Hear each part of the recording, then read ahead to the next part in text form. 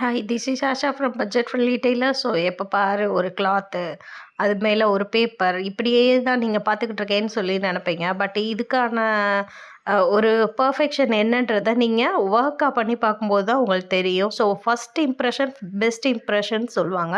So அதுக்கேற்ற மாதிரி நம்மளோட கஸ்டமரை நம்ம எப்பயுமே சாட்டிஸ்ஃபை பண்ணுற மாதிரி ஸோ ஒர்க் இருக்கணும். ஸோ அதுக்கேற்ற மாதிரி ஃபஸ்ட் டைம் கொடுக்குறாங்க அவங்களுக்கு ஒட்டு போட்டு அந்த மாதிரி கொடுக்காத அளவுக்கு அவங்கள்ட்ட எந்த அளவுக்கு நம்ம வந்து ஒரு நல்ல பேர் வாங்கி நெக்ஸ்ட் அந்த கஸ்டமரை தக்க வைக்க முடியணும் அப்படின்றது தான் பார்க்கணும். ஸோ அந்த ப்ராசஸில் நான் வந்து என்றைக்குமே சலிக்கவே மாட்டேன். என்னோடய கஸ்டமர் என்னை கையை விட்டு போகக்கூடாது அப்படின்ற திங்கிங்கில் நான் ரொம்ப ஒரு இதாக இருப்பேன். ஸோ உறுதியாக இருப்பேன்னு சொல்லலாம்.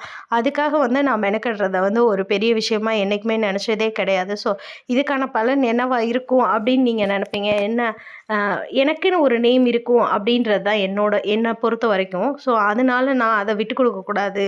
எனக்கான நேம் வந்து நான் பெரிய லெவலில் இல்லைனாலும் இருக்கணும் அப்படின்றது தான்.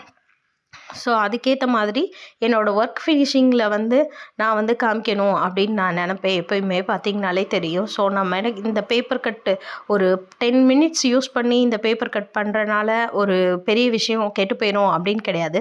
பட் இந்த 10 மினிட்ஸ்க்கு பின்னாடி வந்து கஸ்டமரோட சாட்டிஸ்ஃபேக்ஷன் இருக்கணும் போது அதுதான் நம்மளோட பெரிய ஒரு ஹாப்பினஸ்ஸாக நான் நினப்பேன். ஸோ அதுதான் பார்த்திங்கனாலே தெரியும்.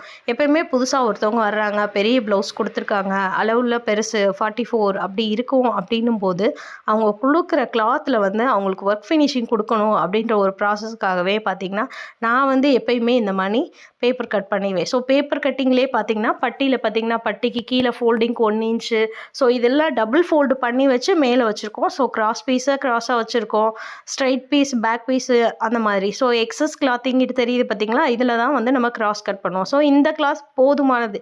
இதில் வந்து நம்ம பட்டன் பட்டி ஹுக் பட்டியையும் யூஸ் பண்ணிக்கலாம் இந்த பீசஸில். ஸோ நம்ம மார்க் பண்ணுறோம், பேப்பர் கட்டிங்கை அப்படியே மார்க் பண்ணி கிளாத்தை வந்து கட் பண்ணி எடுக்கிறோம். ஸோ இதுக்கப்புறம் பார்த்திங்கன்னா நம்ம நீட்டாக வந்து ஒர்க் ஃபினிஷ் பண்ண போகிறோம். ஸோ இதுக்கு மேலே எதாவது வேணும்னு நீங்கள் நினைக்கிறீங்களா? ஸோ இதுதான் ஒன்று.